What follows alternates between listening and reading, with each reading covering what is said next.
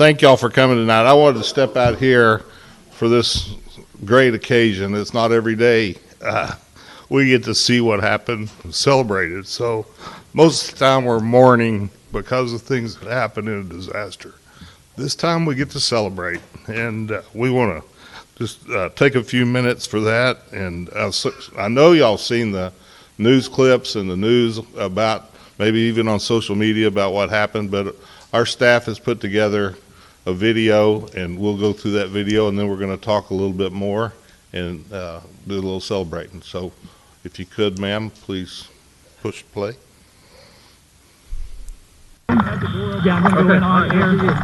While most of us were sound asleep at 12:50 a.m. on Sunday, November 10th, dedicated first responders were on their way to the Lakewood Apartments on Parkwood Lane. Yes, go, go, go! Those responding included the Granbury Volunteer Fire Department, North Hood County Volunteer Fire Department, Toller Volunteer Fire Department, Indian Harbor Volunteer Fire Department, Station 70 Volunteer Fire Department, Granbury Police Department, Texas Department of Public Safety, and Texas EMS. One of these firefighters, Peyton Smith from North Hood County, was wearing a helmet camera. He captured what happened.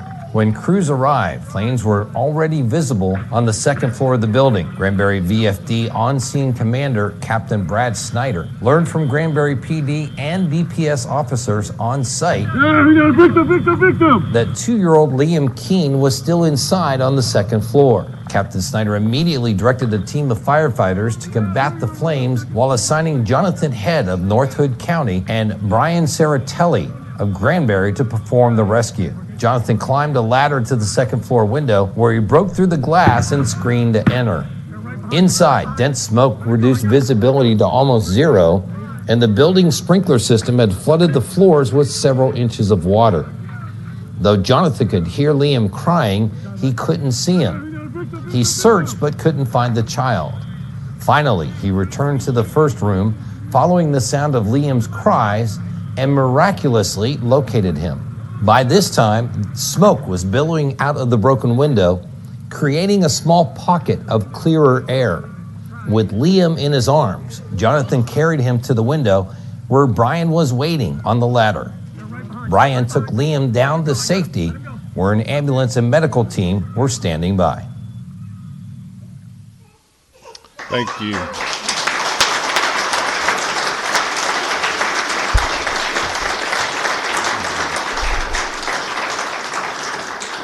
So thank you, Chuck, for putting that together. Chuck Licotti put that video together, and as you saw, there were a lot of people involved. And first off, I want to thank our police officers. They were there. Michael Hawley, Sergeant Michael Hawley, Officers Jesse Davis, Todd Ceramani, and Ty Gregg were on the scene, and they provided great information. At this time, I would like to call up Captain Snyder, Firefighter Head, and Saratelli. Come on up here, guys. And I would like to introduce y'all as the heroes of the night, and we want to thank y'all for what you've done.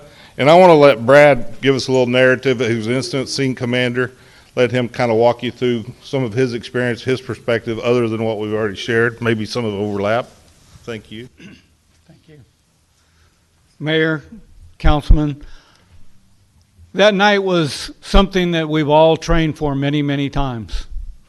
Most of us never thought we would see the day where we use that amazing training.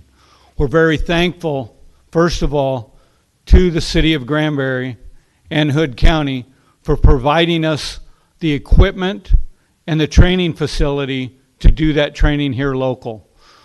Our training that we do here local, we do it with other departments here in Hood County. So that night we all came together as one. It did not matter if you were from Station 20, Station 10, it didn't matter. We were all here for one thing.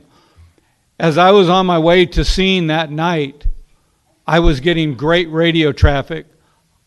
We knew there was a 2-year-old stuck on a second floor apartment in the back. So the information we got from DPS and Granbury PD was invaluable. Most of the time when we get on scene, we're trying to figure out what's going on, where they are, who they are, how old they are. We already had all that information as soon as I pulled up on scene. Station 20 was first on scene. They turned over command to me. Engine 1 and Engine 26 immediately arrived after I did.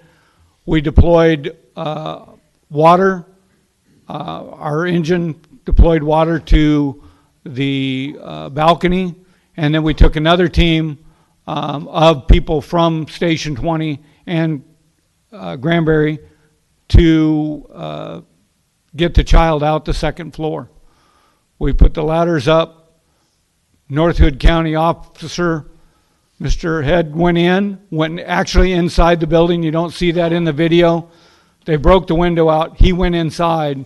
Without him being inside, we could have called all day long, and that little boy wouldn't have been able to come out. So he crawled through the window, went in on his hands and knees, found the child, and was able to pick him up and bring him out and hand him off to Brian Saratelli on the ladder. So without all that combined effort, there was not one person or two guys or five guys that made it all happen. It took approximately 30 guys that were on scene to make all that happen at one time. And so, you know, from my standpoint, we couldn't have done it without everybody. Texas EMS was standing there immediately to take the child, start giving him oxygen, and getting him to the hospital. So everything that we had trained for all of these years came together that night. All the cards were aligned. Everything went like it was supposed to. You know, everybody goes, well, what could you have done different? You know what? That little boy is safe. We all got to see him a couple days later. That's all that mattered.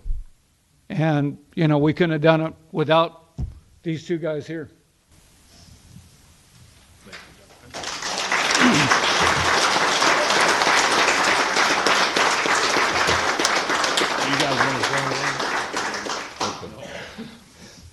So the Keene family is here, and if they would like to say something, Phil, come on up. If there's anything, I don't want to put you on the spot, but I know that you're here, and we want to appreciate you. And I know you represented us well on the TV. I was very impressed with that.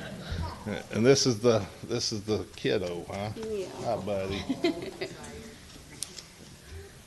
Hello. I just wanted to say thank you again for the millionth time.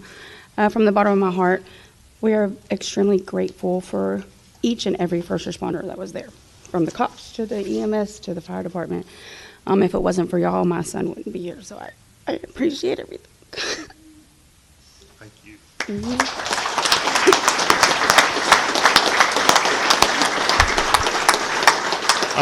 I'm hoping by now you've found a new place to stay. Okay, good. God bless you guys. So this is Felicia Keene, by the way. I forgot to introduce her except Miss Keene. So thank you all again for that. As we're talking about this, I want to make sure that the crowd understands how important it is for them to be able to communicate by radio. And, you know, we've spent millions of dollars on Granbury Regional Radio Network, and they were able to utilize that amongst all the departments. To my knowledge, everybody was able to communicate, and that's huge part of public safety. So a lot of what goes on, I'm going to cover some more stuff from up there in a minute, but a lot of what goes on in public safety starts in this room with you people voting for the money and appropriations and the tax rates that it takes to operate public safety. I can't thank you enough for what you do for our city by voting and standing up and taking care of the citizens. There's a lot of folks out there that put a lot of pressure on you to do something different. Don't raise our taxes. Don't do this. Without those funds, we can't buy these trucks. We can't service and the equipment that needs to be repaired. We can't operate a fire department. The volunteers in this room literally save the citizens millions of dollars every year by volunteering their time and effort to fight fire and to provide life rescue and whatever else they're doing, working with the EMS, free. And I want our citizens to know when they see a firefighter, they need to thank them. and a police officer and an EMS worker. They're giving their life to a profession, and we want to thank you guys. Thank you.